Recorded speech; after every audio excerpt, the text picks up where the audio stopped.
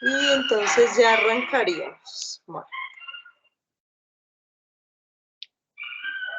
entonces vamos a compartir las diapositivas.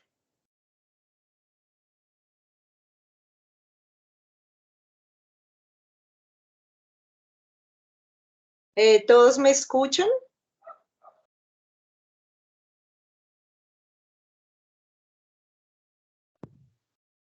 Yo sí. Ok. Listo, muy bien. Entonces vamos a arrancar. Más adelante tenemos a nuestro invitado especial, Sebastián. Él es argentino, es psicólogo, y él más adelante nos va a contar un poquito de su historia, cómo incursiona en la hipnosis clínica, qué le ha parecido este método terapéutico y que nos cuente un poquito qué experiencias buenas ha tenido con la hipnosis clínica y qué experiencias no tan buenas ha tenido con la hipnosis. Entonces, como primera medida, vamos a explicar qué es la hipnosis. Entonces, la hipnosis es la hipnosis clínica es un estado de conciencia donde nunca va a haber sueño ni nunca vas a estar completamente dormido. Entonces, lo ideal en esta terapia es que siempre se haga por profesionales que conozcan de esta técnica, que tengan experiencia, que se hayan preparado. Y lo importante de la hipnosis es la atención y la concentración. Entonces, ahora vamos a hablar un poquito sobre la historia de la hipnosis. Dice que la hipnosis empezó con los griegos en el año 2500 a 3000 antes de Cristo. Dicen que los egipcios fueron los que acuñaron el término de la hipnosis. También se hacían rituales, el chamanismo, el vudú, medicina china y en prácticas ancestrales. Después llega este expositor Mesmer, Frank Anton, que hay, es un postulado, él decía que su postulado era básico y era que el universo estaba inmerso en un flujo magnético y que las enfermedades eran el resultado de un equilibrio en este flujo. Él decía también que en sus orígenes empleaba imanes para restablecer ese equilibrio magnético. Después llega Márquez de Pushinghi, que era discípulo de Mesmer, y demostró que no se necesitaban imanes para hipnotizar. Bastaba con un gesto, con una mirada, y él fue el que descubrió el trance. Fue quien indujo la idea de que el éxito o el fracaso del tratamiento de la hipnosis era determinado por la capacidad del terapeuta y las acciones que lleva a cabo el terapeuta. Él también defendió los factores psicológicos del proceso hipnótico. Después llega José Custodio de Faría y a él se le atribuyó el término duérmete, que es a lo que le temen aquí en Colombia. Después llega John Elliotson. Él fue expulsado de la universidad porque utilizó la hipnosis clínica como anestésico durante las intervenciones quirúrgicas. Después llega Charcot, que fue el principal representante de la escuela de Salpêtrière, y su interés por la hipnosis surge del estudio con pacientes histéricos. Después llega Oscar Bock y propuso el método del fraccionamiento, vigente hoy en día, y también aportó a la práctica de la autohipnosis. Después llega Emily Coe con el entrenamiento en autogestiones, y es conocido por entender que la imaginación es más poderosa que la voluntad. Puede entenderse como la precursora de la terapia ericksoniana, así como del efecto placebo. Después llega nuestro gran expositor Freud, que Freud fue médico, fue neurólogo, él era judío. A él se le acuña el término del padre del psicoanálisis. Freud estudió mucho lo de la hipnosis, pero él se retira de esto porque no encontró como esa excelencia en lo que él realizaba. Él utilizaba la hipnosis para curar la neurosis. Entonces lo expulsaron de su país porque lo tildaban como brujo. Entonces de ahí abandona la hipnosis y se dedica más al psicoanálisis, que ya después fue precursor de ese psicoanálisis. Listo, después sigue Clark Hull, que él aportó la primera investigación a gran escala sobre la hipnoterapia a través de su trabajo de hipnosis y sugestionabilidad. Después llega nuestro famoso Erickson, Milton Erickson. Él también era médico, él era psicólogo. Él fue uno de los creadores de la hipnosis, desarrolló la hipnoterapia y propuso innovaciones y cambios en este tipo de terapia. Todo surgió a raíz de que a sus 17 años sufrió una poliomielitis que lo dejó paralizado y postrado en una cama. Entonces los médicos pensaron que él se iba a morir y sin embargo Erickson empezó a utilizar métodos de la autohipnosis para recuperarse a través del espejo que resultaron efectivos para crear sus pensamientos conscientes. Y fue a partir de ahí que empezó a nacer su hipnosis ericksoniana, que ahorita si investigamos un poquito, ellos tienen una escuela y forman hipnoterapeutas y salen con el título de hipnosis ericksoniana. Y ya por último sigue nuestro querido Brian Weiss, que él fue el que prácticamente en Colombia ha como revolucionado el término de la hipnosis. Él también es médico, es psiquiatra. Él primero entra en la controversia si esta técnica era efectiva. Él temía que sus compañeros psiquiatras se iban a burlar o lo iban a ver mal. Entonces él empieza a experimentar esta grandiosísima técnica con una paciente a la que no le veía mejoría. Como él es psiquiatra, la medicaba, no mejoraba. Entonces, por último, recurrió a esta técnica de la hipnosis clínica, dándose cuenta que a través de que él le hacía sesiones de hipnosis, la paciente mejoraba notablemente. Entonces, él investigó mucho sobre la reencarnación, la regresión a vidas pasadas, hizo también investigaciones sobre progresión en vidas futuras, hizo también la supervivencia del alma humana después de la muerte, y todo esto lo empezó a investigar, fue a través de la experiencia que tuvo con su paciente, Jennifer, creo que se llamaba, o Stephanie, y la paciente tuvo una mejoró muchísimo.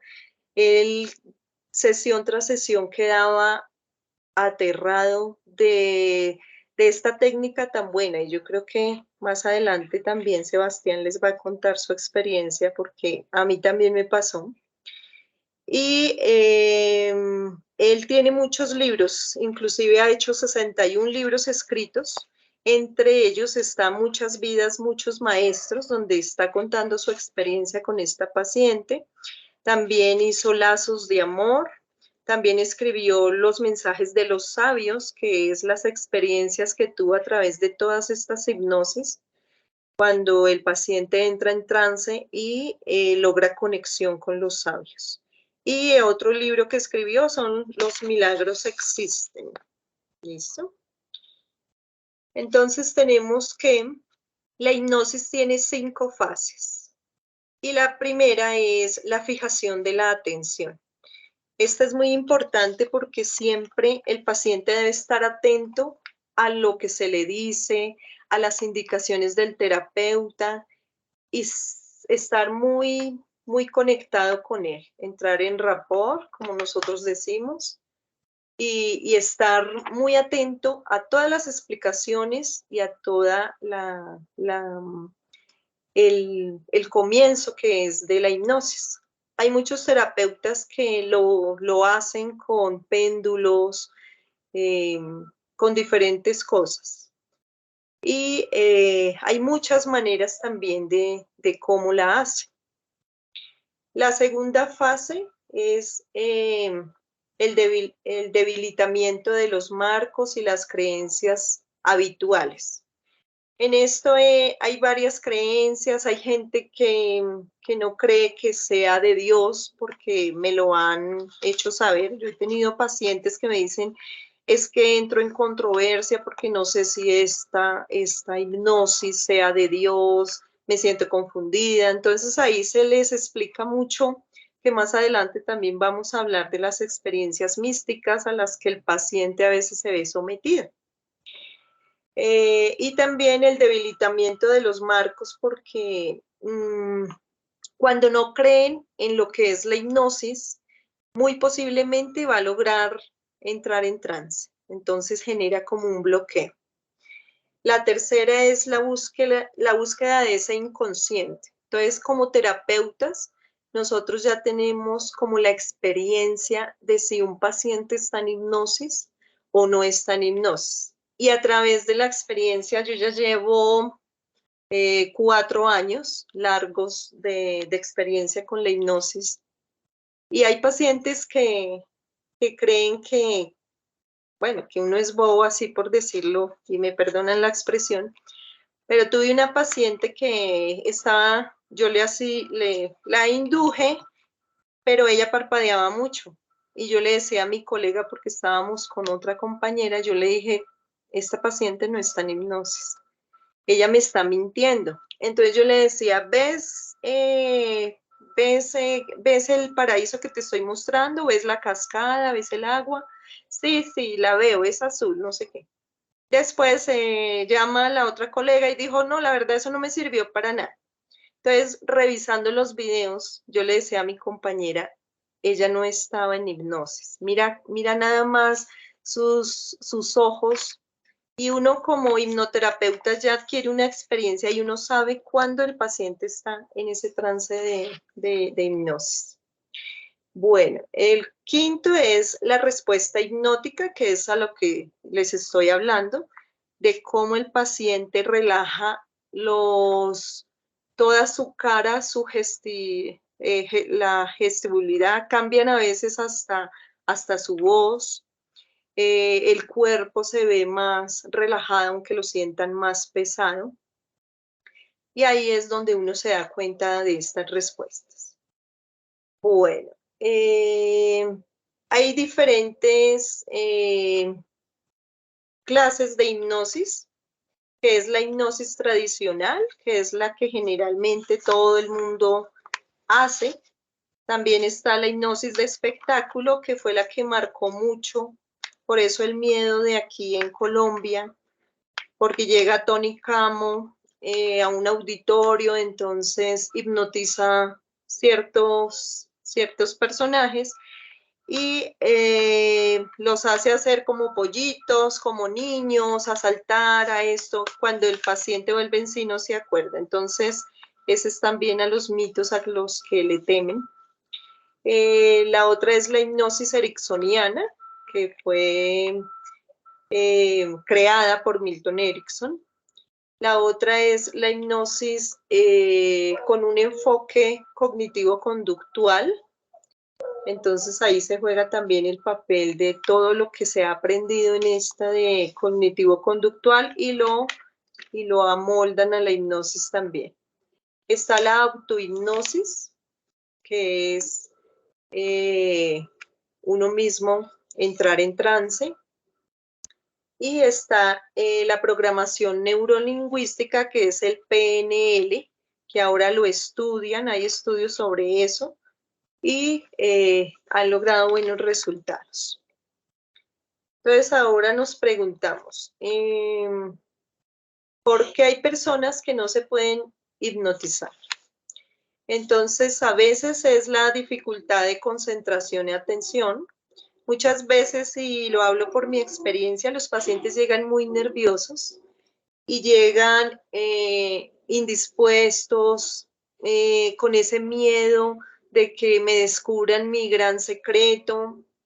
Muchos llegan con que no tienen las creencias, entonces no creen en la terapia como tal, o tienen las diferentes creencias de que no están haciendo bien. Entonces generan como un bloqueo y no permite que puedan estar en hipnosis. También se crea la resistencia a la terapia, de que no ve que funcione, piensa que, que la gente se inventa. Entonces crean como ese bloqueo. La otra es el ruido, cuando hay suficiente ruido, demasiado ruido, pierden la concentración y la atención y es difícil que él pueda entrar en trance.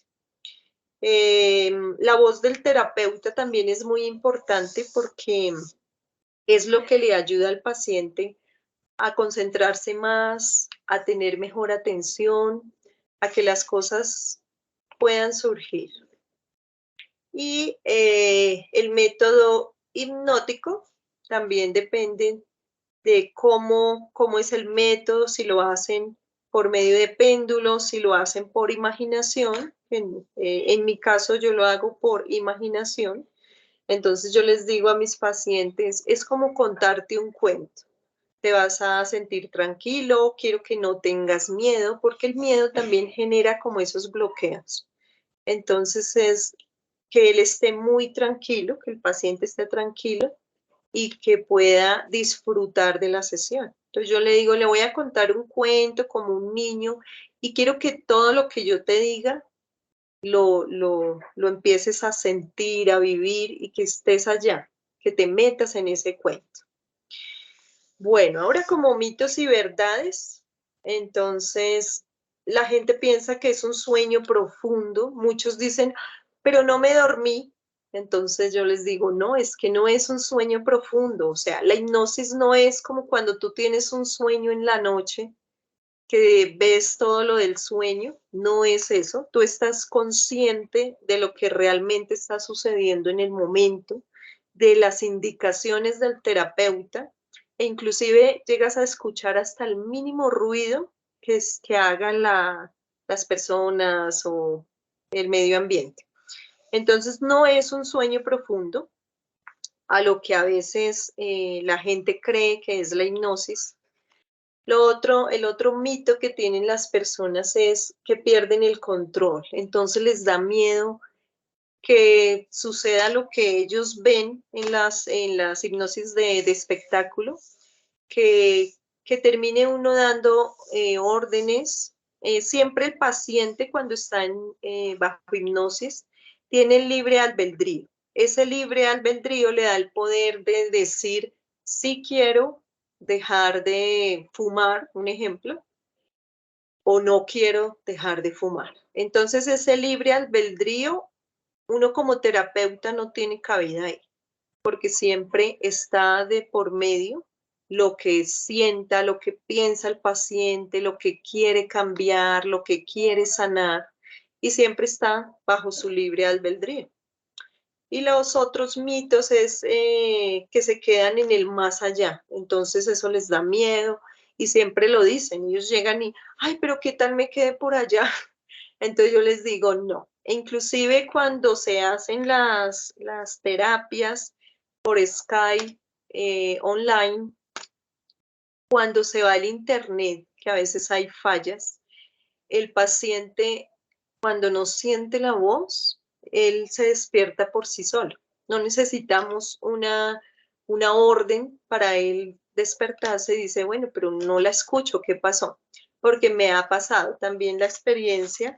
Hemos estado en terapias por Skype con pacientes que obviamente no son de aquí de Colombia y a veces el internet falla, se pierde la conexión, se pierde la llamada y ellos están en trance, pero cuando no escuchan ruido o algo, ellos mismos se despiertan. Ahí es cuando ya entienden que no es que se van a quedar por allá, que no hay un sitio que sea, mejor dicho, miedoso para quedarse por allá enclaustrados. ¿Listo? Entonces ahora les cuento qué cura la hipnosis. La hipnosis cura depresiones, ansiedades y con esto les digo, a veces hasta con la primera sesión se han visto cambios muy notorios.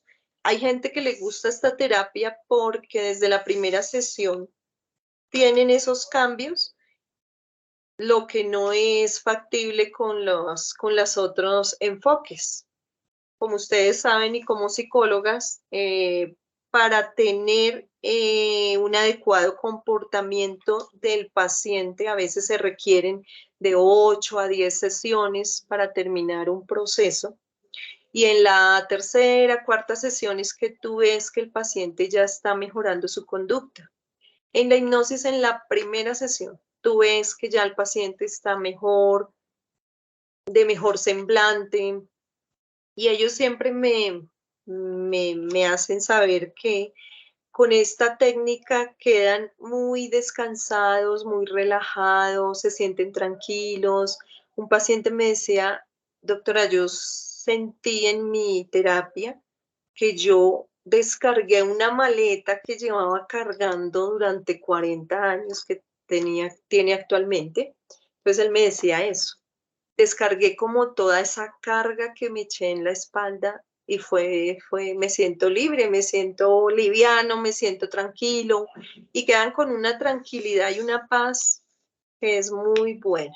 Bueno, también se cura el estrés, también los duelos, cuando hay pacientes que por X o Y motivo estaban peleando con sus padres y ellos fallecen de un estado momentáneo, ellos quedan con ese sentimiento de culpa, entonces se hace lo que es la evaluación del duelo y tienen encuentros con esas personas fallecidas donde les piden perdón, donde se sienten más tranquilos porque los ven, porque ven que ellos no tienen el rencor de que algo le va a hacer o va a venir o se va a vengar. Entonces quedan muy tranquilos por eso. También los apegos, cuando sufren de desamores, entonces se hace también la hipnosis para dejar esos apegos y aprender que el amor es sano. El amor no es manipular al otro, sino hacerlo de una manera muy sana. También están las fobias, a lo que he tenido pacientes con fobias al agua, a ciertos animales, y se les hace ver que se busca como la raíz de esa fobia. ¿En qué momento sintió como por primera vez ese miedo? Entonces eso es lo que prácticamente ayuda a que el paciente deje las fobias o lo que quiere sanar, porque se está buscando esa raíz de lo que quiere sanar. También están también se sana lo que es las vivencias traumáticas, cuando tienen muchos, que en su niñez fue muy dura, que tuvieron unos padres muy violentos.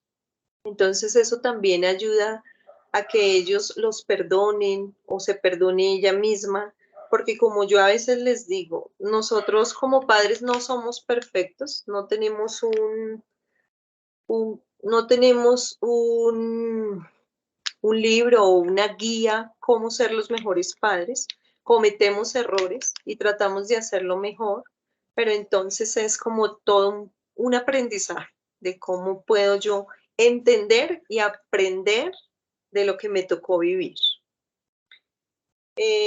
También se sanan lo que es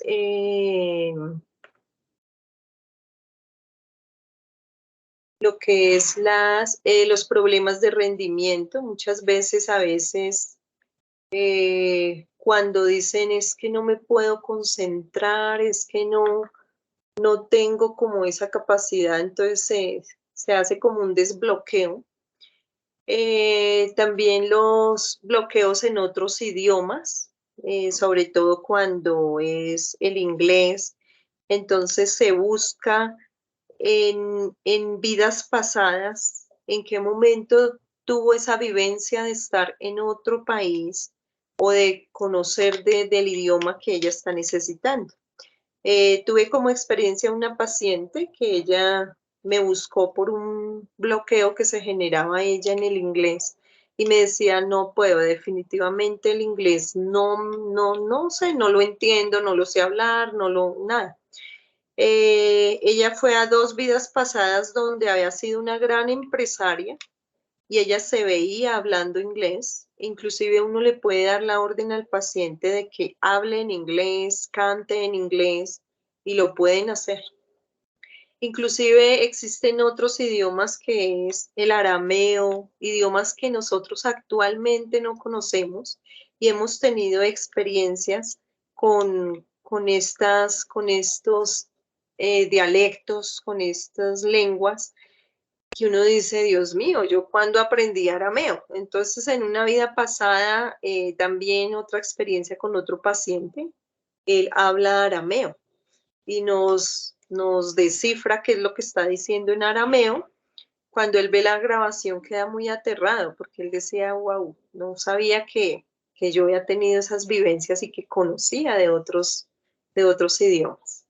También están los vínculos afectivos, se sanan cuando hay un padre ausente, cuando no se tuvo un padre, cuando tú siempre estás con esa negativa, es que mi papá no estuvo conmigo, no me apoyó.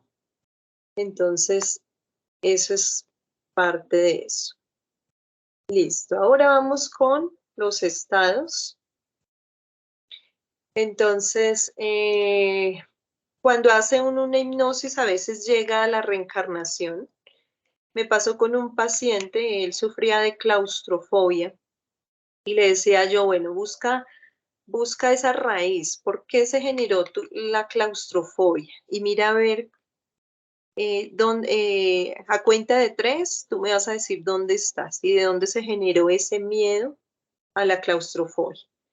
Y él me dice, estoy en una jaula muy pequeñita, entonces él me dice, me veo raro vestido.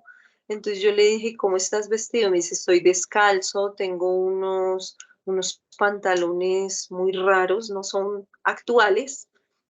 Era como un esclavo y fue castigado en una jaula muy pequeña. Y él me decía, es una jaula como una mesa pequeña, escasamente, no me puedo estirar, estoy en posición fetal y no me puedo mover. Entonces, cuando sanamos eso que él vivió y que muchas veces trae ese miedo a esta vida o ese trauma a esta vida, logra sanar esa claustrofobia porque entendió el porqué o de dónde estaba arraigada esa claustrofobia.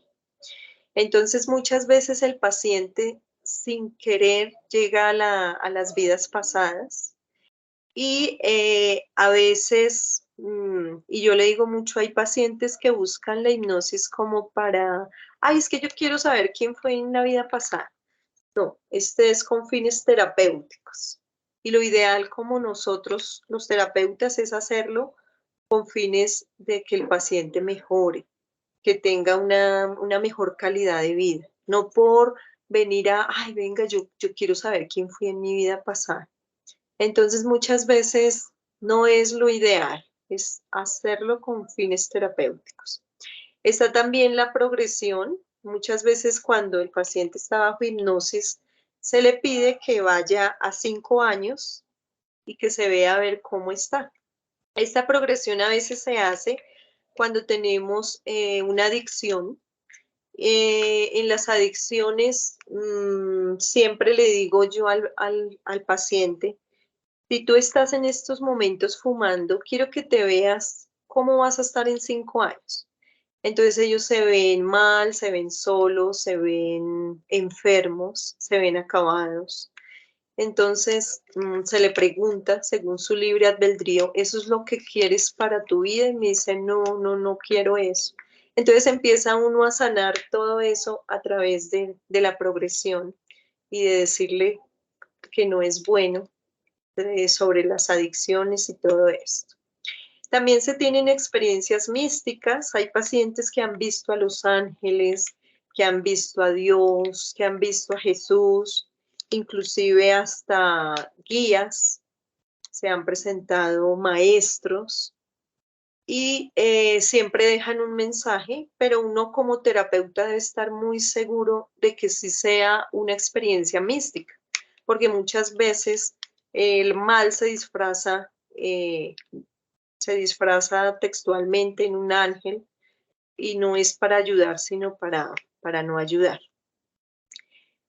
También se ven seres fallecidos, que es cuando uno empieza a hacer como ese perdón, o a veces ellos mismos se presentan. Entonces he tenido pacientes que dicen, veo a mi abuelita y la veo contenta y la veo bonita y la veo de blanco.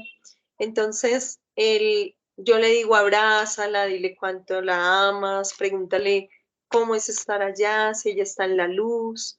Entonces todo eso también les ayuda a ellas para fortalecer. A veces les digo, dile a la abuela que te dé un consejo, que si quiere decirle algo a la familia, si tiene algún mensaje a la familia. Entonces es muy bonito porque siente como ese descanso de que mi abuela falleció, pero sé que está bien, la vi muy bien. Y están los ataques espirituales, que a esto sí hay que tenerle mucho cuidado, y es las cosas que no es tan chévere de la hipnosis, y creo que es lo único. Eh, Como terapeutas a veces nos vemos sometidos a muchas cosas que hay en nuestra vida, en nuestro mundo, bien sean seres oscuros, bien sean almas que están eh, aquí en la tierra que no han podido subir. Entonces ellos dejan saber como que están acá, como que quieren ayuda. En cuanto a los ataques espirituales, a veces es eh, cuando estamos en terapia y muchas veces estamos en hipnosis, entonces me duele la espalda o siento que me duele un brazo. Entonces es mirar de dónde es ese dolor, si es que yo estoy somatizando lo que está sintiendo el paciente o si por lo contrario es un ataque espiritual. Como experiencia, les voy a contar mi experiencia. Hace un año larguito, tuve una hipnosis en la cual fue muy, muy dura. Se apareció una bruja, peleamos con la bruja. Entonces, cuando ya terminé la hipnosis, no se hizo una adecuada limpieza y sufro yo como un ataque. Entonces me dio un dolor de cabeza muy, muy duro. Era tan fuerte ese dolor de cabeza que yo no podía levantar la cabeza de la almohada. Yo le decía a mi esposo, siento una piedra en mi cabeza, como si yo tuviera algo ahí, no entiendo. A raíz de eso, llamé a nuestra líder del grupo. Nosotros tenemos un grupo donde hay 9 hipnoterapeutas, entre esos Sebastián. En el grupo hay más o menos 106 canales, que ya les explico quiénes son los canales y qué hacen. Entonces, esta líder me ayudó mucho, entraron en hipnosis, me ayudaron, me limpiaron y energéticamente pues ya pude estar bien. Pero a raíz de ese dolor tan fuerte que yo tuve la pérdida de mi ojo derecho, que yo fui operada hace poco, y médicamente los médicos diagnosticaron que era como una especie que me iba a dar un derrame cerebral. Obviamente, pues ellos no sabían que uno se dedica a la hipnosis y que siempre hay como ataques que sufrimos. Pero la idea es estar muy de la mano de Dios, estar muy en la oración y uno estar protegido, siempre estar eh, con esa protección y siempre en sabiendo hacer lo que es la hipnosis y sabiéndola enfocar, sin llegar a tener miedo, porque el miedo es uno de las causas que nos genera. Aquí, por ejemplo, en estas evidencias, podemos ver esta paciente tenía un problema dermatológico. Ella fue a muchos médicos, ella fue a diferentes brujos, chamanes, curanderos. Ella no sabía ni cómo curarse. Ella llega al grupo y la líder, que es Claudia, la ayuda por medio de la hipnosis y como verán, mira cómo ella se encontraba a través de esto y tuvo varias sesiones y mira ya cómo ha mejorado. Entonces, ella encontró en la hipnosis esa mejoría tan grande. En esta foto, por ejemplo, podemos ver cuando se distorsiona y es cuando nosotros como hipnoterapeutas sabemos que algo hay ahí, que algo está entorpeciendo nuestra sesión. Entonces, que lo primordial es como limpiar la casa o mirar qué es o quién es. Y a veces se distorsionan las imágenes. Y en esta foto es nuestra líder, un día que salió de paseo y de ver cómo están esas energías o llámese, eh, se puede decir, almas, a veces hay almas perdidas que buscan ayuda, a veces hay cosas sobrenaturales que a veces no entendemos y que no hay una explicación científica para esto, pero que existen, existen. Y hay videos, ustedes pueden encontrar muchísimos videos de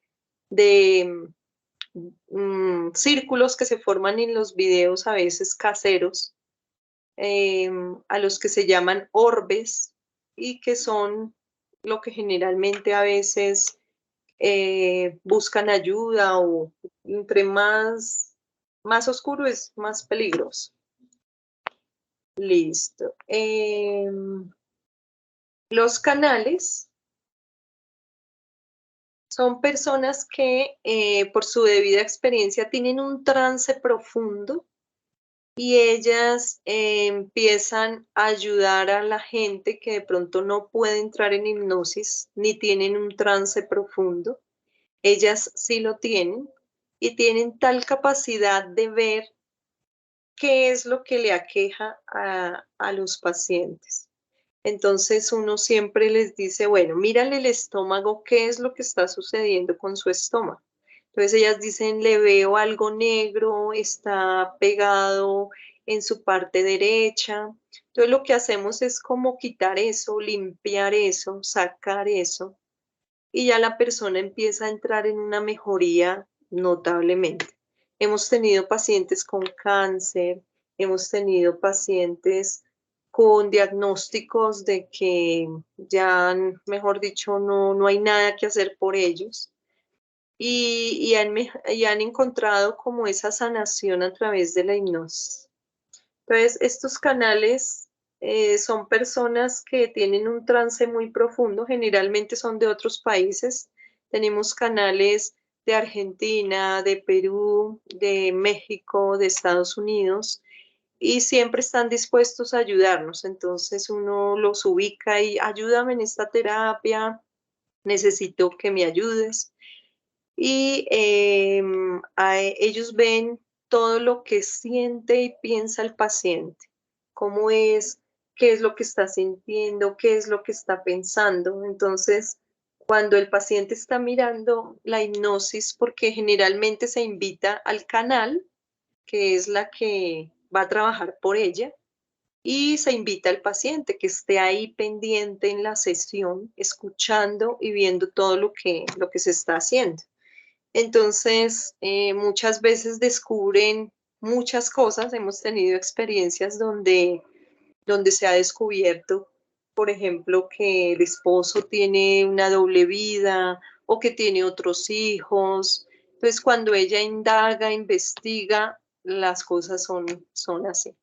Entonces, a esto es lo que le tiene miedo a veces las personas, a ser descubiertos. Bueno, en cuanto a experiencias, también tuve la experiencia de una paciente.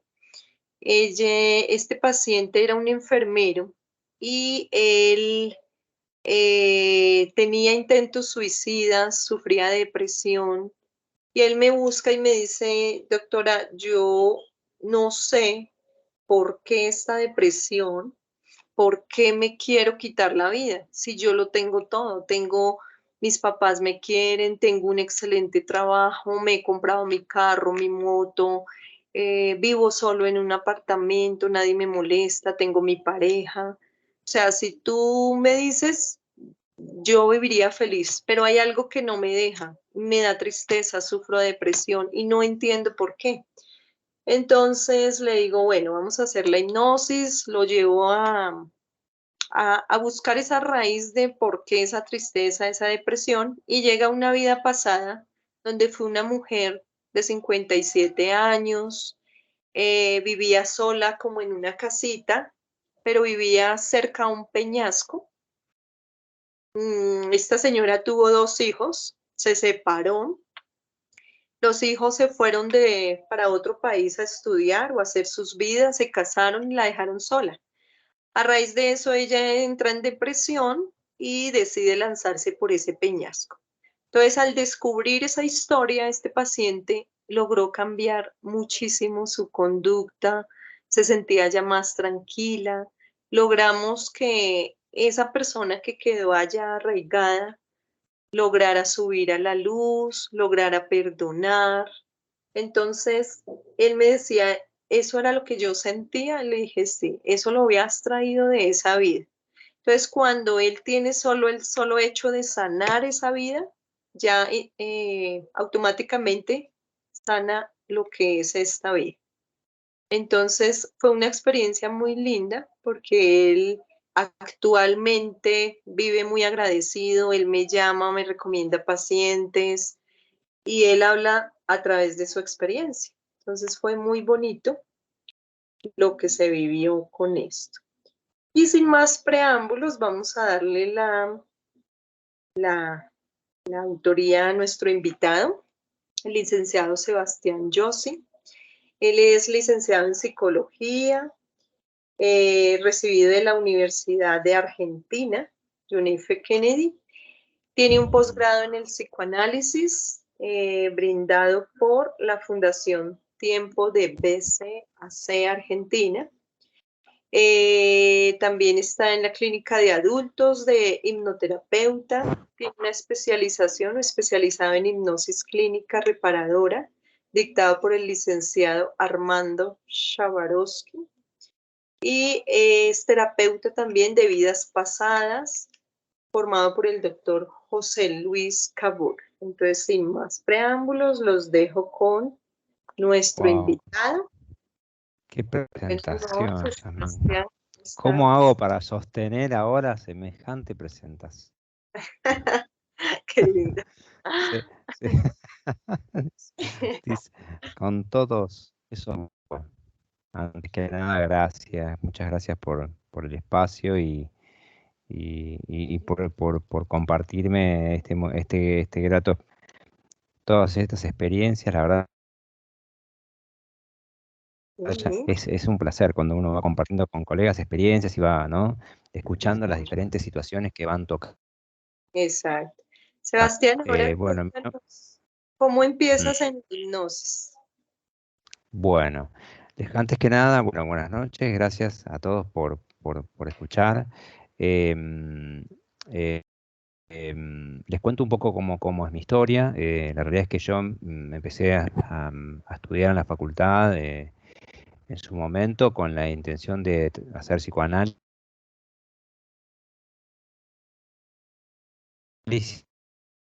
de los sueños, y esto viene ya desde cuando estudiaba la secundaria, y empecé por ahí.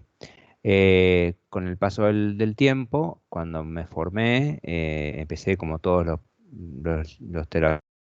los psicólogos que empezamos con psicoanálisis, porque la universidad en Argentina, las universidades de psicología en Argentina tienen una orientación psicoanalítica muy fuerte. Y todo lo demás es como que, bueno, se ve medio por arriba. Yo tuve la suerte de ir a una facultad, una visión general, se ven otras corrientes, pero así todo, empecé por el lado del psicoanálisis. Hice un posgrado y me fui formando en la clínica. Pero después, en paralelo, por una cuestión personal, empecé a buscar el desarrollo espiritual, el auto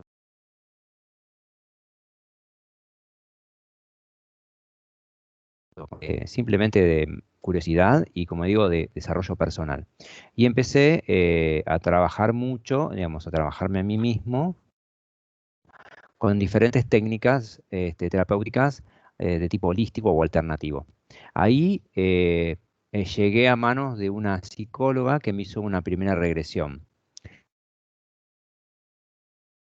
en búsqueda pasando a mí en ese momento, a través de la energía que yo sentía en las manos, porque había empezado a sentir como una cosa rara en las manos. Empecé a buscar respuestas en eso y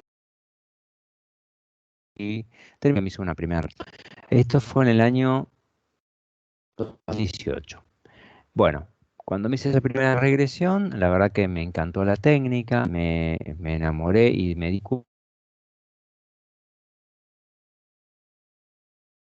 y que realmente era eso lo que yo quería hacer, porque combinaba la parte, digamos, de académica, mi formación académica, con lo espiritual, que es lo que en ese momento me atraía muchísimo. Ese día me acuerdo que cuando salí de consultorio dije, ahora me di cuenta para qué vine a esta consulta realmente, ¿no? Había ido para descubrir mi profesión, a lo que, bueno, así fue como decidí empezar mi primera formación. En su momento esa persona no formaba terapeutas porque eh, ella venía de una corriente que es como la rama dura de lo que sería lo que todos conocemos como la técnica de Brian Weiss, ¿no? ¿Por qué? Porque pues, Brian Weiss, por ahí es el más conocido, trabaja en vidas pasadas, pero tiene una técnica que es como más blanda, por decirlo de alguna manera, ¿no? Y después está el doctor Kabuli,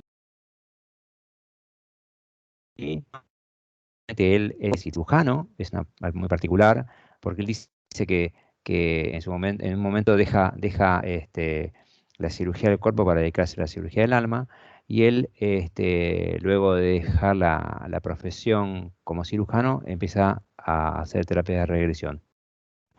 Y toma un poco la corriente de Brian Weiss y le da una visión más como de procedimiento, más técnico, ¿no? Y crea una técnica con un paso a paso. Este punto, yo voy a tratar de no irme mucho para volver porque yo me voy mucho, así que tráiganme de nuevo.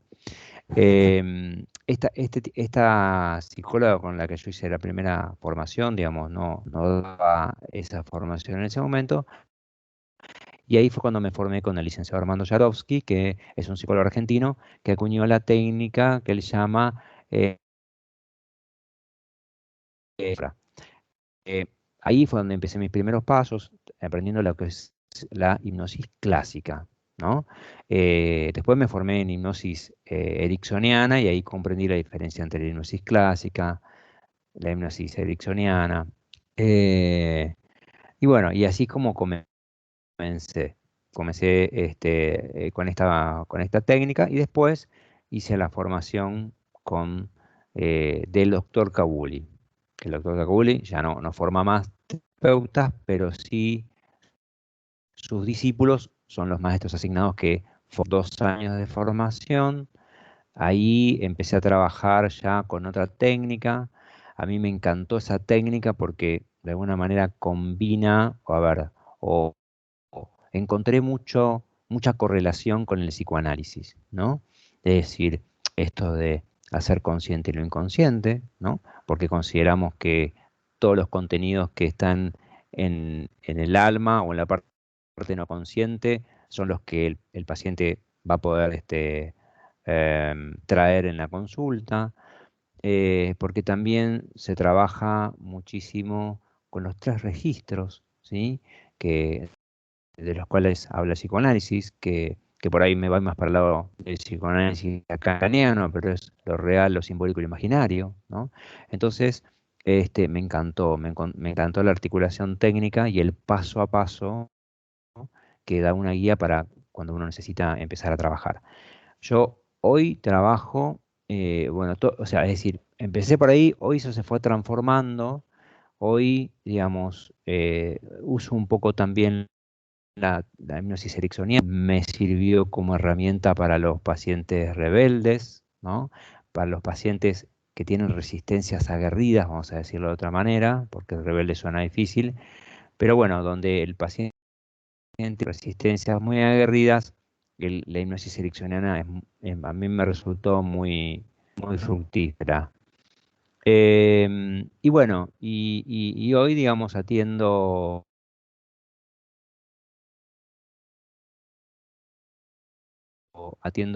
síntomas físicos, ¿no? No solo emocionales y mentales, y es bastante, digamos, particular, digamos, lo que es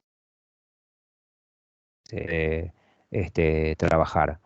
Mucho de lo que vos hablabas, Yasmín, la verdad que me trajo, digamos, eh, por ahí ejemplos, casos, ¿no? Sobre, sobre diferentes tipos de consultas y cómo se pueden ir trabajando. La realidad es que desde esta técnica se trabaja con mucha amplitud, se trabaja, por más que se llame terapia de vidas pasadas, en realidad se trabaja sobre los recuerdos de las vidas actuales, las experiencias de la vida actual, las experiencias también obviamente de vidas pasadas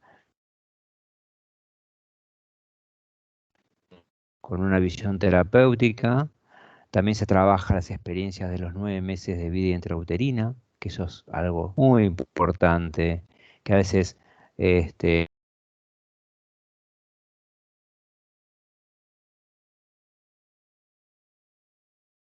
lo que pasa es que obviamente eso queda totalmente inconsciente, ¿no? Por supuesto, y de lo cual desconocemos, ¿no? Eh, Igual ya Freud en su momento había dicho, ¿no? Este, que había una parte inconsciente, digamos, que era desconocida, ¿no? Decía, este, sabemos que todo lo reprimido fue inconsciente, pero no sabemos todo lo que hay realmente en el inconsciente, ¿no? No todo lo inconsciente fue reprimido, dijo. Y ahí claramente habla de que hay un reservorio increíble,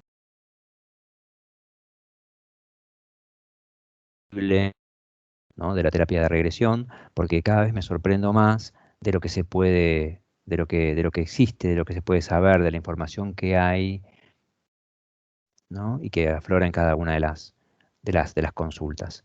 Em, bueno, particularmente me gusta trabajar con diversas formas de arribar a los contenidos. A veces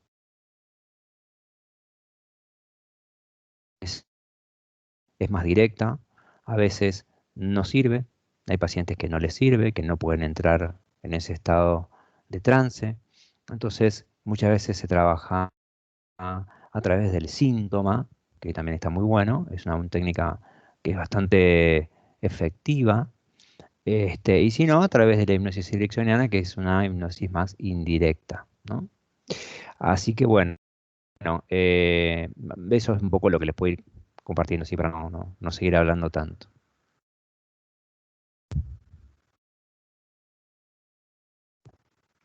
Creo que está. ¿Se escucha? Sí, sí, se escucha. ¿Estamos bien? Bueno, entonces lleguemos a esta parte si alguna de ustedes tiene alguna duda, alguna pregunta, ¿qué hacer? Te Buenas, cuento, Sebastián, que... Ah, ¿alguien? ¿ahí se me escucha? Sí. Bueno, yo no soy psicóloga, no sé como mucho del tema, pero sí me gustaría saber si la hipnosis tiene efectos secundarios, de acuerdo pues a nivel lo que se hace a nivel terapéutico, de acuerdo a lo que se quiere con el paciente, pero pues tiene efectos secundarios o algo así. ¿Vos te referís a efectos adversos secundarios? Tiene, de eso no cabe duda. Pero adversos te referís vos, por ahí, Sí, que activos, ¿no? ¿Esa es tu pregunta? exacto, sí. Sí, de pronto, Claro. pues no sé si la hipnosis se puede. Bien, te cuento. La realidad es que nosotros trabajamos con una técnica terapéutica que bajo ningún concepto va a dejar un efecto adverso. ¿Por qué? Porque la realidad es que cuando el paciente viene a trabajar alguna situación particular, lo que se hace a través de la técnica es darle, digamos, la posibilidad de darse cuenta él mismo de cuál es el sentido de lo que le pasa y de cómo poder resignificarlo. Entonces, sería un efecto adverso dejar al paciente en el medio del proceso abandonado y sin poder resolverlo. Pero en realidad es una impericia profesional y nunca sucede, ¿no? Entonces, la realidad es que no. Como mucho y peor de males, quedará la situación sin resolver de la misma manera que trajo antes de entrar al consultorio. Pero efectos adversos, no. Lo que sí puedo decir es que la hipnosis o la terapia de hipnosis tiene un aspecto muy catártico, ¿sí? De hacer mucha catarsis. Entonces, en ese punto, es necesario que se tome el tiempo necesario el paciente para recomponerse luego de la sesión. ¿Por qué? Porque hay veces que se traen temas muy sensibles, muy duros de trabajar, ¿sí? Y en donde nosotros en cada una de las regresiones es como si estuviéramos avanzando, como decir, de a 5 escalones. El avance, la apertura es muy grande y a veces eso es muy intenso. Para cuando se trata de trabajar con situaciones que son técnicamente hablando, de que la persona pueda sobrellevarlas para que no sea tan abrumador, ¿sí? Por ejemplo, cuando viene una paciente y de repente trabaja en una situación de abuso, por ejemplo, a veces una violación, son temas muy duros y que requieren de mucho acompañamiento. Pero obviamente se trabaja de una manera en donde se puede contener al paciente para que no se vaya desbordado. Por lo tanto, no es iatrogénico, ¿sí? Siempre se busca lo retaliativo de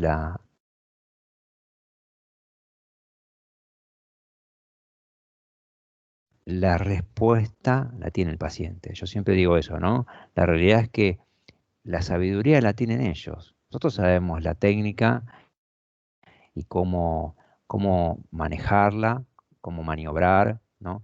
Cómo bailar al ritmo de la música que suene, como digo siempre, pero la verdad la tiene el paciente, como en todas las técnicas, ¿no? Creo que psico pregunta de ese lado, ¿no? No me quiero extender mucho en la respuesta. Sebastián, háblanos un poquito, ¿qué experiencias has tenido con esta técnica que te hayan marcado, que tú digas, wow, fue una super terapia? Háblanos de una de esas Uf. experiencias. Uf. Bueno, tengo experiencias de las más terrenales y tengo experiencias de las esotéricas o místicas, ¿sí? Como estamos en un contexto bastante académico, creo yo, me voy a limitar a las más terrenales. Pero si ustedes quieren, están abiertos y tienen la mente abierta para escuchar otras cosas, les comparto. No hay problema. Lo que siempre trato de dejar en claro es que la herramienta en sí tiene un fin terapéutico, independientemente de que la experiencia sea muy mística. Lo importante es entender cuál es el sinsentido de eso que trae el paciente o el consultante, como lo quieran decir.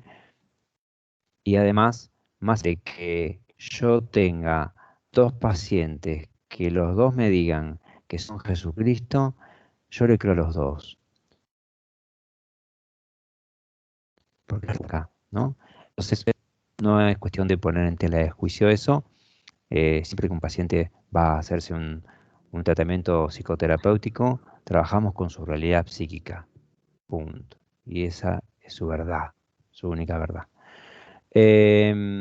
Experiencias que he tenido, y por ejemplo, me acuerdo dos casos que les comparto. Una chica que había venido con psoriasis, algo muy físico. Tenía en las muñecas, acá, y en los tobillos, una psoriasis de hace muchos años. También le agarraba un poco en los codos y a veces en las rodillas.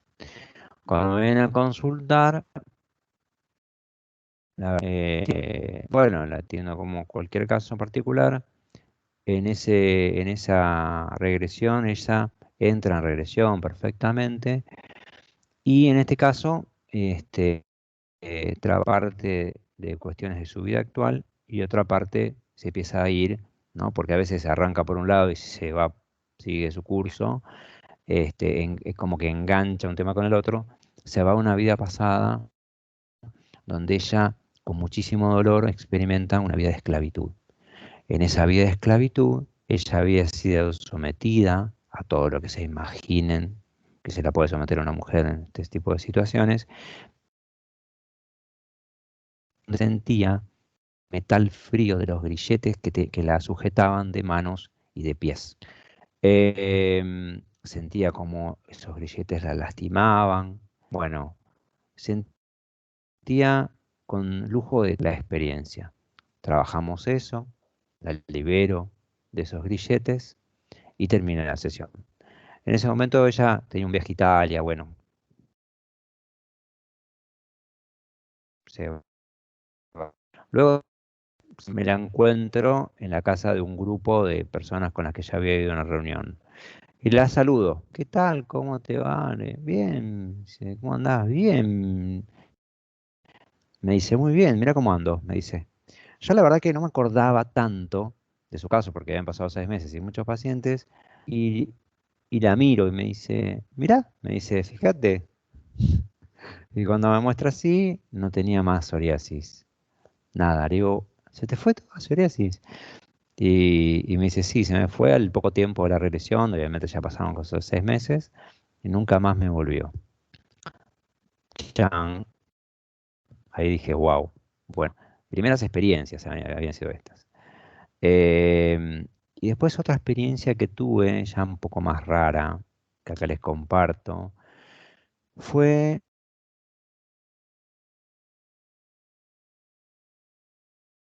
por mujer que venía a consultar porque tenía problemas para quedar embarazada. Ella, me acuerdo que una mujer joven del interior del país, yo la atendía de manera online. Ella, digamos, había tenido como varios intentos sin poder y empezamos a trabajar buscando el origen de su imposibilidad. Cuando, cuando empezamos a trabajar en la regresión, yo les cuento algo, abro un paréntesis y después retomo. Yo en un momento de la terapia de regresión, bien en la situación de empezar a trabajar un poco energéticamente. La terapia de regresión en sí, como técnica en sí, no implica el trabajo energético más que la transferencia energética que se produce entre un terapeuta y un paciente, que eso se produce en todo tipo de terapia psicoterapia, ¿no? Lo llaman transferencia. Pero acá me refiero a que como yo venía trabajándome en lo personal, del lado de las terapias holísticas, a mí se me fue activando mi canal, digamos, la energía a través de manos y demás, y después me hice reikista y otro tipo de cosas, y eso empezó a activarse de las regresiones. Con lo cual, yo no pude evitar en determinado momento de mi vida que ante cada regresión se me activara ese canal. Entonces lo empecé a utilizar. Lo empecé a utilizar para ayudar a la inducción en el momento de la inducción a la hipnosis de los pacientes, lo empecé a utilizar en el momento de cierre, en la armonización, cuando cerramos la sesión, y después la empecé a utilizar en algunos momentos en que había que trabajar sobre lo que estaba pasando el paciente, ¿no? Bien, cierro paréntesis, vuelvo. En esta experiencia, esta persona, esta mujer, entra en estado de regresión fácilmente, en un trance bastante profundo, y en un momento ella me dice que está sintiendo que como un temblor. Muchas veces cuando se entra en estado de trance, el cuerpo tiene espasmos, es muy común que haya movimientos espasmódicos, eso es muy común. Pero ella lo que me decía es que le vibraba el cuerpo. Cuando le pregunto qué le vibraba, me dijo, me vibra de la cintura para abajo. Pero estoy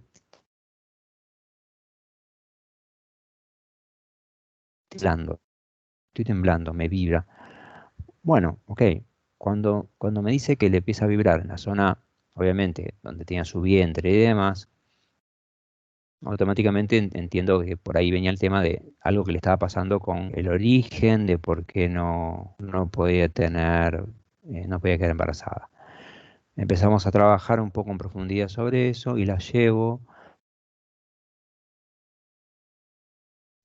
a todo esto yo permitiendo que amplifique ese síntoma, ¿no? Porque la amplificación del síntoma retroalimenta la regresión, hace que el paciente entre más en regresión, ¿no? Que entre más profundamente en la regresión. Amplifica el síntoma al punto de que ya, digamos, no podía parar de temblar, entonces yo la llevo al origen que estaba pasando. Automáticamente en ese momento, mientras tanto, yo venía pensando y asociando, ¿no? Nosotros cuando tenemos activaciones de ciertos puntos energéticos, como por ejemplo el primer y el segundo chakra, vibran en nuestro cuerpo, ¿sí? No sé si ustedes, algunos sabrá algo acerca de lo que es la Kundalini y la activación de Kundalini, pero bueno, son centros energéticos que tenemos en el segundo chakra, el segundo chakra, y que cuando se activan hace vibrar el cuerpo. Entonces entendí que había algo ahí. Casualmente es la zona donde tenía su órgano reproductor. Cuando vamos a la etapa de la regresión, yo esperaba, sinceramente, que en realidad alguien lo hubiera atacado. Yo esperaba que la realidad, ¿no? Y que algo venía por ahí. Cuando uno entra en regresión, va como pensando para dónde puede ir el tema de la regresión. Bueno, entonces ella me dice, no, me veo como en un valle, hay césped, soy una doncella joven, virgen, Y digo, bueno, fíjate con quién estás. No, estoy sola. Hasta ahí me venía cerrando mi teoría. Bueno, está bien. eh, avanza un poco más, fíjate que está,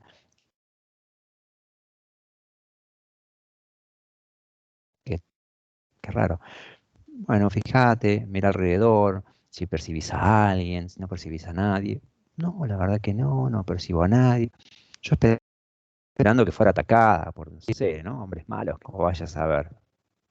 Bueno, no, nada, no veo nada. Qué raro, digo yo. Bueno, avancemos un poco más, permitite sentir. eh, y yo todo el tiempo las voy como llevando para que sientan y perciban. Y en un momento me dice, Sebastián, siento que viene como una serpiente y se me acerca por el pie izquierdo. Cuando me dijo una serpiente, ya ahí las cosas empezaban a cambiar de tono. Digo, wow, ¿qué está pasando acá? Bueno, permítete sentir, yo te acompaño, no te preocupes, porque ella se agitaba cada vez más y sentía el peligro. No me gusta, esto no me huele. Ella me explicaba como que se sentía incómoda, ¿no? Que se sentía incómoda, sentía una sensación de peligro, ¿no? Bueno, permitite sentir qué te está pasando.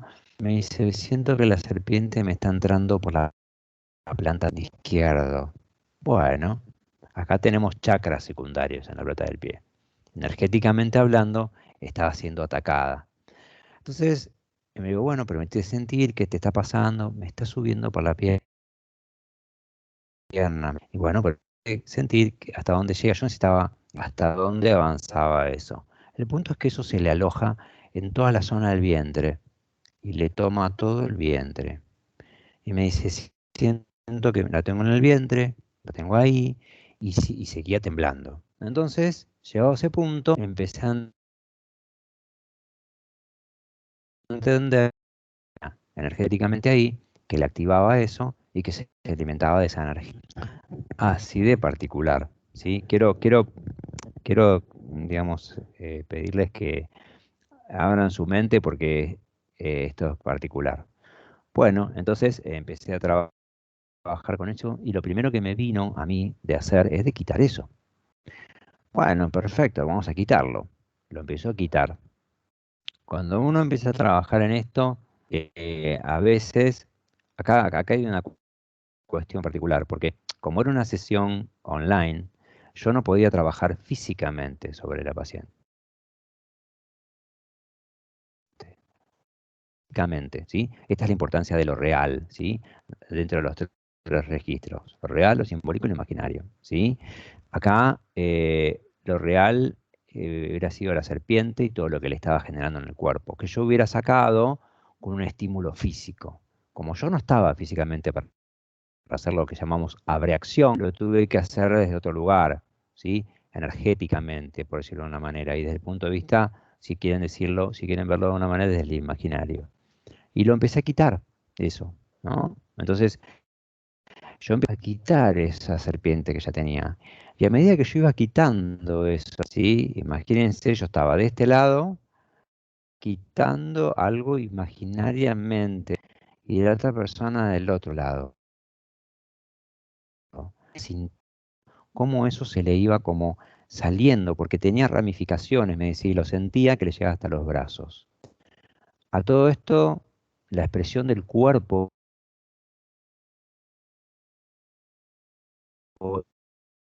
¿no? Era innegable que estaba sintiendo en lo físico lo que le estaba pasando. Hago un comentario y acá es importante tomar en cuenta que para el cerebro no hay diferencia entre lo imaginado y lo real, ¿no? Por ende tiene efecto y genera genera cambios, ¿no? Y respuestas en nuestro sistema. Entonces, empiezo a sacar, empiezo a sacar, empiezo a sacar, y cuando eso ya me venía diciendo, siento que cómo esto me va, cómo se me va saliendo, en un momento termino de quitar eso, y cuando termino de quitar eso, la chica respira y me dice, siento que me laten los ovarios, me dice, y se pone a llorar, me dice, nunca había sentido esto. Ella hacía no sé cuánto tiempo que no sentía sus ovarios, no sé. Me dice, lloraba, bueno, Sebastián, siento mis ovarios, bueno, fue una cosa súper emocionante para ella, porque hizo carne, ¿sí? Tómenlo a la manera que quieran tomarlo, simbólicamente, de la manera que sea, pero el efecto terapéutico que tuvo eso era algo innegable. Bueno, lloró, terminamos la regresión y después, bueno, pasó el tiempo y ahora está ahí con su situación de embarazo. Así que particular. Eso es una experiencia que les puedo contar. Sí que tengo otras. Esa fue medio rara, ¿no? Pero bueno, Ah, qué sé yo, más comunes. Había una paciente de inseguridad, de falta de merecimiento, y había como una culpa inconsciente en ella, ¿no? Entonces yo empecé a buscar el origen de cuál era esa culpa inconsciente que la estaba atosigando. Ella se va al vientre materno, se las hago corta porque si no se me van a dormir. Se va al vientre materno, en el vientre materno ella empieza a sentir que estaba en un medio acuoso, que estaba en el vientre materno, como lo sentía y demás, pero empieza a percibir que había alguien más en ese espacio. Ella empieza a percibir que tenía alguien más ahí que la acompañaba, empieza a tomar contacto, a ver, empieza a comunicarse, toma conciencia de la comunicación que tenía con ese otro que era un hermanito, un embrión más que había, y empieza a tener como un diálogo con ese otro hermanito. Acerca del lugar que ocupaba, porque ella empezaba a sentir que cada vez ocupaba más lugar y que él no, y que ella cada vez menos. Y en esa experiencia, tomar conciencia de que en realidad ese hermanito no estaba creciendo, se estaba desarrollando a la par de ella.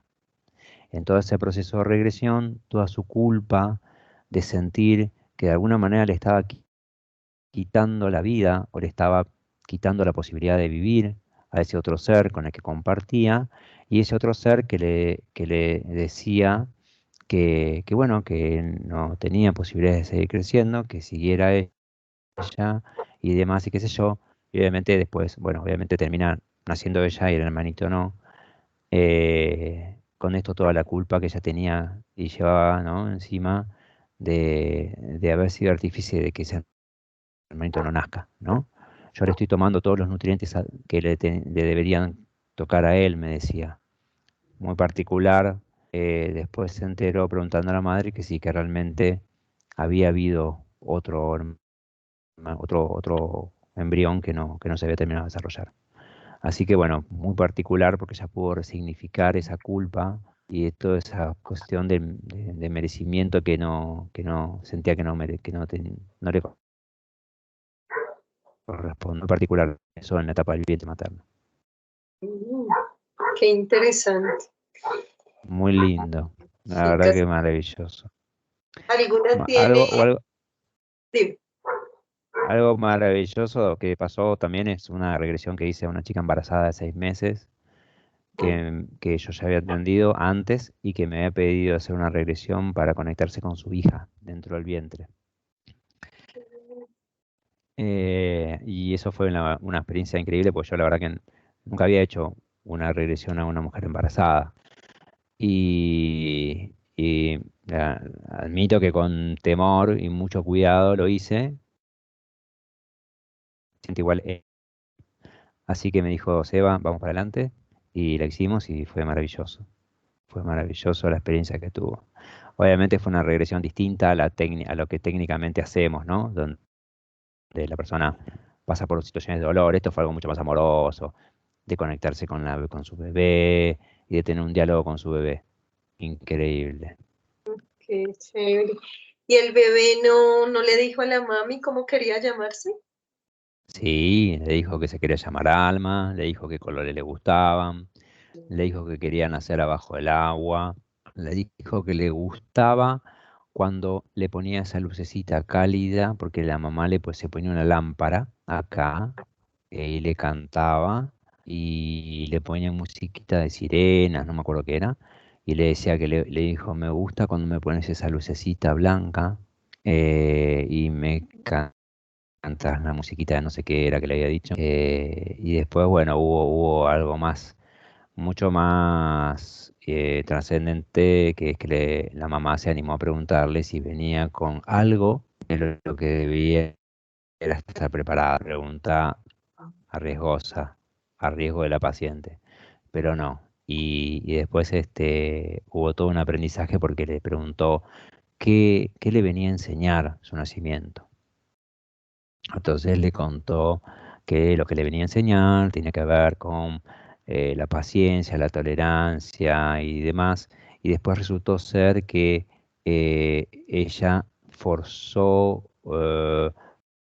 toda una cuestión física para que tener contracciones y que naciera por parto, y en realidad terminó naciendo por cesárea. Así que fue todo eso el aprendizaje que tenía que tener, que como que comprobó realmente.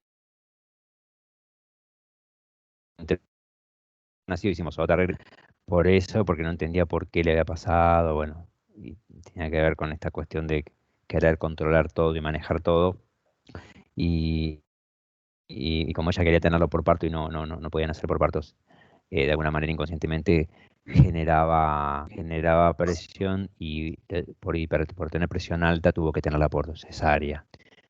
Sufrió de presión alta y la tuvieron que sacar antes por cesárea y demás. Así que bueno, todo lo que le decía la bebé antes de nacer terminó pasando. El aprendizaje, ¿no? Digo eso. Qué bonito, sí, de verdad que con esta técnica son muchas las experiencias y nos quedaríamos Mm, mejor dicho, toda la noche contando cada una de las experiencias. Quisiera saber si muchísima. alguna tiene otra pregunta, alguna duda, algo que decir, aportar.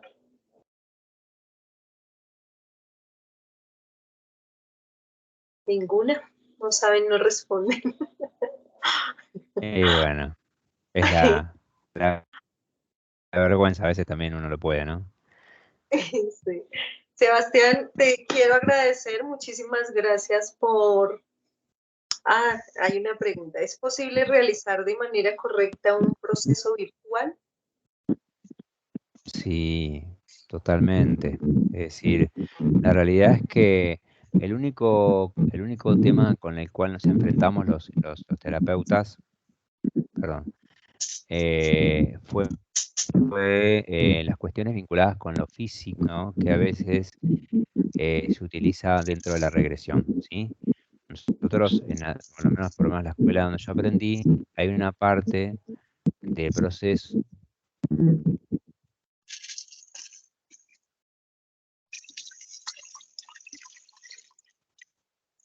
ciencia sea de lo más efectiva posible. Cuando se produjo la pandemia, nos encontramos con esa dificultad, porque no había forma de atender personalmente. Entonces, ahí es donde se empezó a abrir un nuevo campo, un nuevo aspecto de la regresión que nos abrió los ojos. Nos dimos cuenta de que no era necesario lo físico, y bueno, salimos adelante igual. Con lo cual, ante la pregunta de la colega acá, sí, a través de la técnica virtual es posible hacer una regresión exitosa. Hay una pregunta ahí, salió un cartel gigante, ¿no? Estás muteada, Yasmin, ¿eh?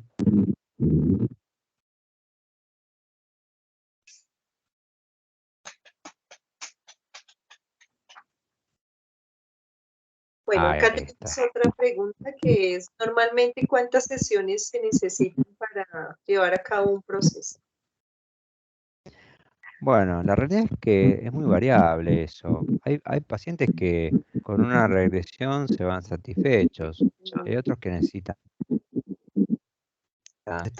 que les encanta y quieren seguir explorando, y he hecho hasta 10, 12 con pacientes que estoy experimentando cosas, ¿no? Con algunos pacientes fuimos experimentando y nos fuimos yendo a más allá de la vida pasada, que existe más atrás.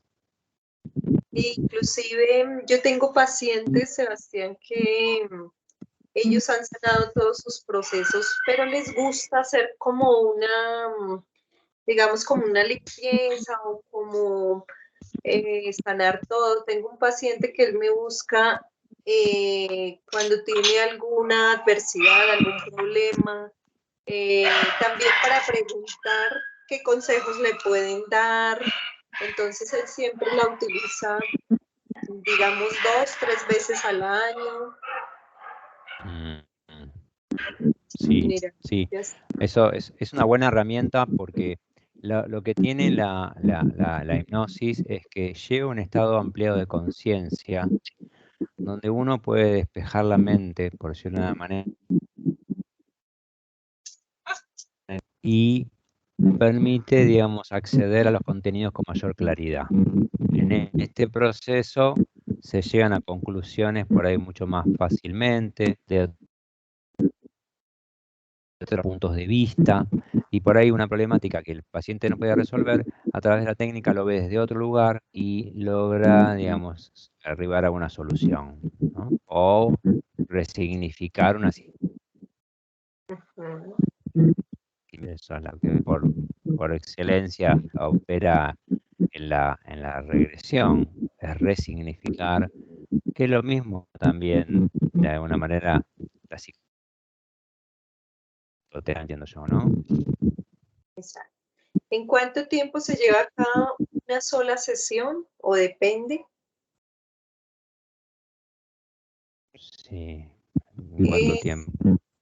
¿Tú generalmente cuánto tiempo te demoras en una sesión? Yo tengo un tiempo promedio de 2 horas y media. 2 horas y media porque yo me tomo casi 40 minutos, y a veces sí, 35, 40 minutos de inducción. Yo le doy mucho lugar a la inducción. A veces hay pacientes que enseguida se recuestan sobre el diván y ya están en 2 minutos, entonces arranco, pero a veces hay pacientes que les cuesta mucho más porque vienen con mucha ansiedad, vienen con hiperactividad, este le cuesta. Entonces ahí me tomo unos 35 a 40 minutos para inducirlos. Porque es muy importante que entren en ese estado bien profundo, a mi gusto. Hay otros terapeutas que trabajan más liviano. A mí me gusta que entren profundo, profundo.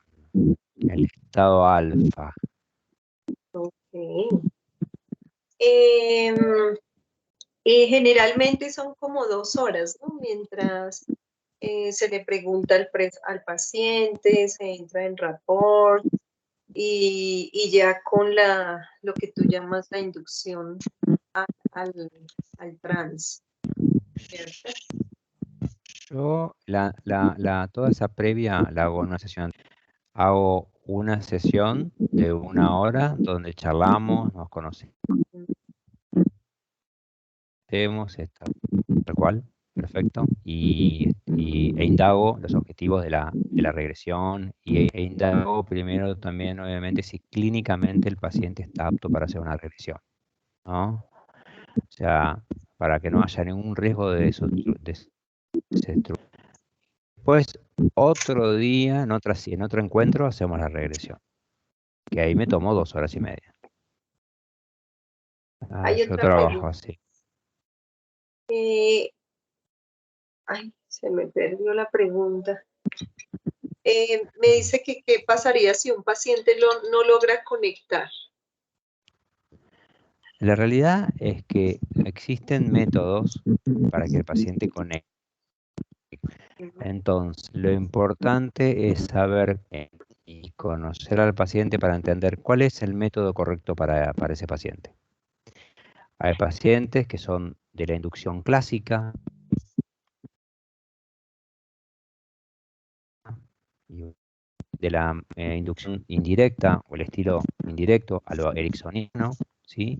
Donde se trabaja despotenciando los marcos de referencia, ¿sí? ¿sí? Que nombrabas vos, Yasmín, donde se trabaja mucho con truismos para poder ganar esa confianza y lograr el estado de sugestión hipnótica. También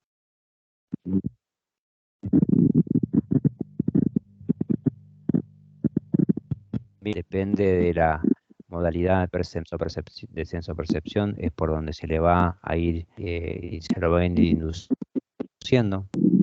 Y después están los que vienen con el síntoma a flor de piel. Entonces, cuando el paciente viene con el síntoma a flor de piel, se trabaja con el síntoma, ¿no? Se trabaja a través del síntoma. Entonces, por ende, siempre hay una forma de entrar. Exacto, sí, sí. Ser ¿Alguna otra pregunta? de sugestión tenemos todos.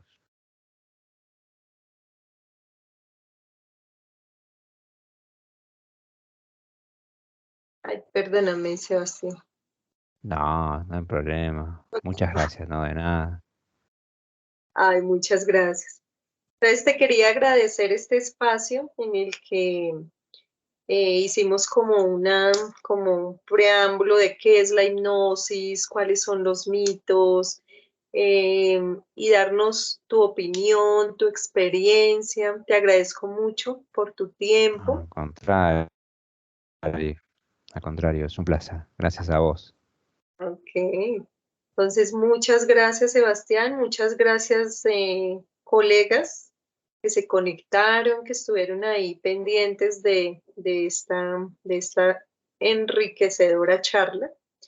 Y espero que se lleven muchas cosas, que tengamos mente abierta para todo lo que se ha visto ahora en esta nueva generación después de la pandemia, de ya no estar tan cuadriculados, sino tener mente abierta. La grabación ya después se sube por YouTube, entonces para que también, Sebastián, la puedas compartir en tu canal. Bueno, bárbaro, muchas gracias. La compartiremos Muchas en el canal de Regresión al Origen, en donde tengo ahí tanto por Instagram como por YouTube. Ok, muy bien.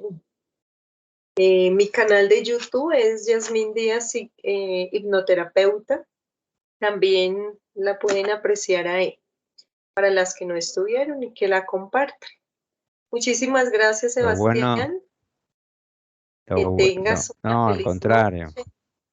Muchas Que muchas gracias. gracias. A ustedes también, saludos no sé si están todos por Colombia o por dónde estarán, pero saludo. Acá ya son prácticas la medianoche y estamos, ya hace frío, así que estamos con calefacción. Eh, Ay, gracias, Sebastián. Te y agradezco bueno, mucho por tu tiempo. al contrario. Espero que se repita este tipo de difusiones, son importantes para romper estos mitos, ¿no?, que hay sobre la hipnosis. Esto, como bien vos decías, ¿no?, que las personas tienen ciertos miedos que no tienen por qué, y porque realmente es una herramienta muy poderosa que puede ayudar a muchas personas, y también es algo que no es inaccesible, sino todo lo contrario. Así que, y menos con este tipo de ayudas como estás brindando vos. Así que bueno, gracias por permitir mi aporte. Y bueno, nada, simplemente hasta la próxima. Bueno, muchas gracias por todo, Sebastián. Hasta Al una próxima contrario, ocasión. hasta la Bueno, próxima. Saludos, gracias. adiós, saludos a Regresión al Origen. Chao, Chao. adiós.